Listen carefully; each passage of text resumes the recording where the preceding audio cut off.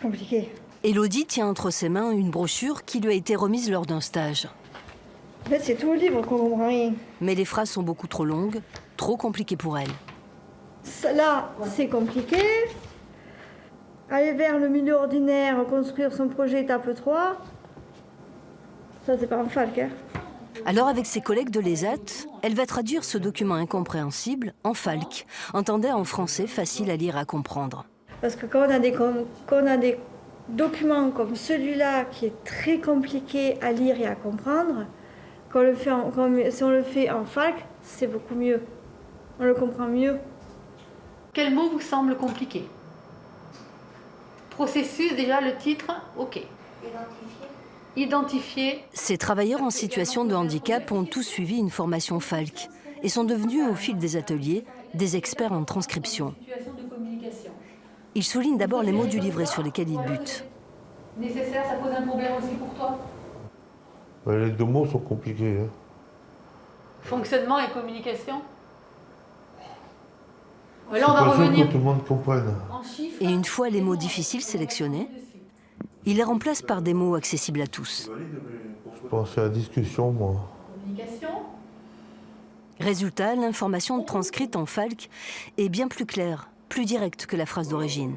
C'est un outil d'intégration et d'insertion puissant, le falc, mais qui n'est pas assez connu malheureusement. Oui. Il est pourtant inscrit dans la loi, à travers la loi de février 2005, que toute personne doit être considérée comme un citoyen comme tout le monde. Mais oui, d'accord, mais si on ne comprend pas les informations qu'on nous donne, c'est très difficile. Cette technique d'écriture facilite la compréhension et se révèle très utile pour les personnes illettrées, les étrangers également. Cette équipe de l'ESAT de Castelnau-le-Lez a été sélectionnée par le ministère de l'Intérieur pour transcrire des attestations de déplacement en falc, une reconnaissance pour toute l'équipe. C'est important, c'est même une image. Ça contribue à une renommée, et puis on se rend compte de l'utilité de notre travail.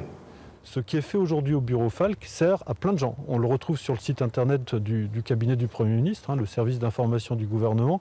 Et c'est une information qui est utilisée par tout le monde. Aujourd'hui, on utilise vraiment la matière grise des personnes qui sont dans les ZAT au service de l'ensemble de la population. Frédéric partage son temps entre l'atelier Falc et l'atelier d'électricité de l'établissement. Et juste à côté, dans la blanchisserie, Élodie est fière de nous présenter ses collègues de travail et amis. Là, nous avons Victor, Flore, qui repasse donc d'été de Verchamp. Et vous préférez faire du falc ou venir ici? Les deux. En falc, c'est plutôt virtuel. Il faut être concentré toute une matinée. Et là, c'est plutôt physique. On bouge toute la journée. Comme Élodie, à l'ESAT de Castelnau, une dizaine de personnes sont au cœur de la production de falc. Un travail pour faciliter l'accès aux informations et rendre la vie plus facile.